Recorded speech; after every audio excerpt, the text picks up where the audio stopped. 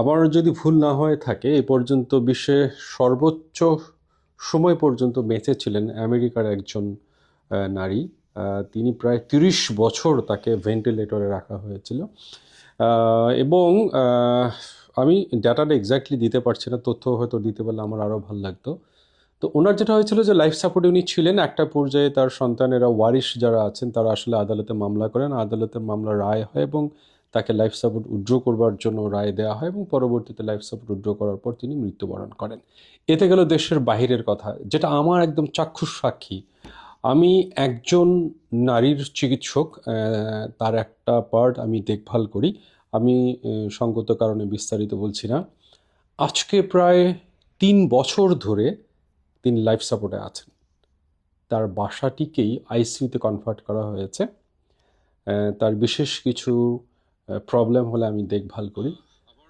আমার কাছে মনে হয় যে আমি গল্পটা কখনো সুযোগ পেলে বলবো। সম্রাট শাহজাহানের মতোই একটা গল্প, যে তার স্ত্রীকে তিনি 3টা বছর ধরে সেবা করছেন। উনি জানেন যে তিনি আর ফিরবেন না, কিন্তু তার মনের মধ্যে একটা আশা যে এই না হলে এই ফিরবেন, এই ফিরবেন, এরকম একটা আশায় তিনি আছেন। আমি আল্লাহর কাছে দোয়া করি, আল্লাহর কাছে প্রার্থনা করি যেন তার আশাটাই পূর্ণ হয়।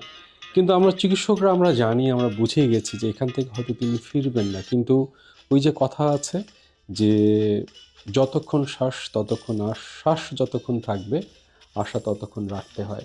এখন দুটো প্রশ্ন আছে আপনাদের কাছে। আপনি কি জানেন যে আইসিইউ সাপোর্টে যে আমাদেরকে বলা হয় যে লাইফ সাপোর্ট দিয়ে আইসিইউতে রাখা হয়েছে, এর মানেটা কি? এর মানেটা আসলে খুবই সহজ। আমাদের যে দুই পাশে দুটো ফুসফুস আছে, দুটো কাজ করে না। এই ফুসফুস যখন আর কাজ করবে না তখন ফুসফুসটাকে সচল রাখতে হয় কৃত্রিম ফুসফুসের মাধ্যমে। এই কৃত্রিম ফুসফুসটাই আসলে লাইফ সাপোর্ট। তার মানে আপনার শ্বাস প্রশ্বাসটাকে কন্ট্রোলে রাখছে, নিয়ন্ত্রণে রাখছে ওই মেশিনটা। এর পাশাপাশি আপনার শরীরে যখন যেটার ঘাটতি হচ্ছে, লবণের ঘাটতি হলে লবণ, জীবাণু ঢুকলে অ্যান্টিবায়োটিক্স, স্যালাইনের প্রয়োজন হলে স্যালাইন, যখন যেটা প্রয়োজন হচ্ছে সেটা পাশাপাশি দেয়া হচ্ছে। এই পুরো সিস্টেমটার মাধ্যমে একজন মুমূর্ষু রোগীকে বাঁচিয়ে রাখা হয়।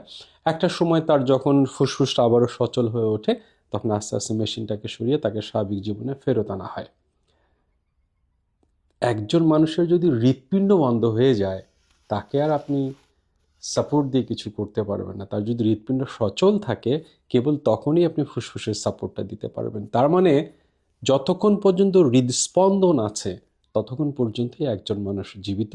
যখন হৃদস্পন্দন নাই তিনি আসলে নাই। যে ব্যক্তির কথা বলছে, বাংলাদেশের একজন মায়ের কথা, তার হৃদস্পন্দন আছে কিন্তু তার ফুসফুস কাজ করছে না, কিডনি কাজ করছে না, ব্রেনও কাজ করছে না। তিনি শুধু তাকিয়ে থাকেন, একটা কথাও বলেন না, কিন্তু তার স্বামী অপেক্ষায় আছেন যে কবে ফেরত আসবেন। এটা বাংলাদেশের এক ঘটনা, প্রায় 3 বছর ধরে। আবারও বলছি, কখনো সুযোগ আসলে সে গল্পটা আপনাদেরকে করব। মৃত্যুর পরে আসলে কি হয়? একটা মানুষ যখন মারা যায় তখন আপনি স্বাভাবিক পরিবেশে যদি রেখে দেন, স্বাভাবিকভাবেই তার প্রথমে শরীরটা ঠান্ডা হয়, এরপর রক্ত জমাট বাঁধতে থাকে। এরপরে যে তার খুব দ্রুততম সময়ের মধ্যে আমরা বলি রাইগোর মর্টিস, তার হাড় মাংসপেশিগুলো শক্ত হয়ে যায়। একটা পর্যায়ে কিন্তু স্বাভাবিক নিয়মে পচন শুরু হয়ে যায়। শরীরের মধ্যে যে জীবাণুগুলো ছিল, আমার শরীরের মধ্যে কিন্তু অসংখ্য জীবাণু আছে। আপনারা যারা দেখছেন আপনার শরীরে আছে, আমার শরীরে আছে, কোনো ক্ষতি করছে না। কিন্তু আপনি মারা যান, কিছুক্ষণের মধ্যেই তারা আপনার জন্য ভয়ঙ্কর ক্ষতিকর হয়ে উঠবে। আপনাকে পচন প্রক্রিয়ায় তারাই নিয়ে যাবে। এই যে পচন প্রক্রিয়াটা, এটা আপনি ঠেকাতে পারেন কিভাবে জানেন? একেবারে ডিপ ফ্রিজে ঢুকিয়ে রাখলেন ডেড বডিটাকে, ফ্রিজিং করে রাখলেন হয়তো কয়েকটা দিন মাত্র। কিন্তু আপনি আইসিইউতে রেখে দিনের পর দিন একজন মৃত মানুষকে রেখে দেবেন, মেশিন দিয়ে বাঁচিয়ে রাখবেন, এটা একেবারেই কল্পকাহিনী, রূপকথার গল্পের মতো। এটা কোনোভাবেই সম্ভব না, একেবারেই অসম্ভব ঘটনা। তাই আমরা প্রায় সময় শুনে থাকি যে রুগী মারা গেছেন। হ্যাঁ, হতে পারে 2 ঘন্টা আগে, 3 ঘন্টা আগে মারা গেছেন, এরকম হতে পারে। কিন্তু দিনের পর দিন মানে একজন মৃত মানুষকে আইসিইউতে রেখে দিবে, এরকম যখন গল্পগুলো আমরা শুনি না আমাদের খুব কষ্ট লাগে। আম, আসলে হয় কি, ওই যে কথা একটা আছে না যে হ্যাঁ তাহলে আইসিইউতে তো রেখে দিয়েছেন, দিনের পর দিন সাপোর্ট দিচ্ছেন, সাপোর্ট না দিলেই তো তিনি মারা যেতেন, তাহলে সাপোর্ট আপনারা যদি মনে করছেন যে আর কখনো ফেরত আসবে না তাহলে সাপোর্টটা দিলেন কেন? আমরা এরকম পরিস্থিতিতে প্রায় সময় পড়ি। সন্তান মানতে চায় না, তারা মনে করে একটা মিরাকল হবে, আবারও ফেরত আসবে, একটু চেষ্টা করেন, একটু দেখি, যদি আল্লাহ তাকে আবার সচল করে দেন। আর চিকিৎসক আমরা তো আর কখনো বলতে পারি না যে উনি আর কখনো ফিরবেন না, আমরা শুধু আইডিয়া করতে পারি মাত্র যে তিনি হয়তো আর কখনো ফিরবেন না। এখন মিরাকল তো হতে পারে, এই আশায় আমরা আসলে সবাই অপেক্ষা করি।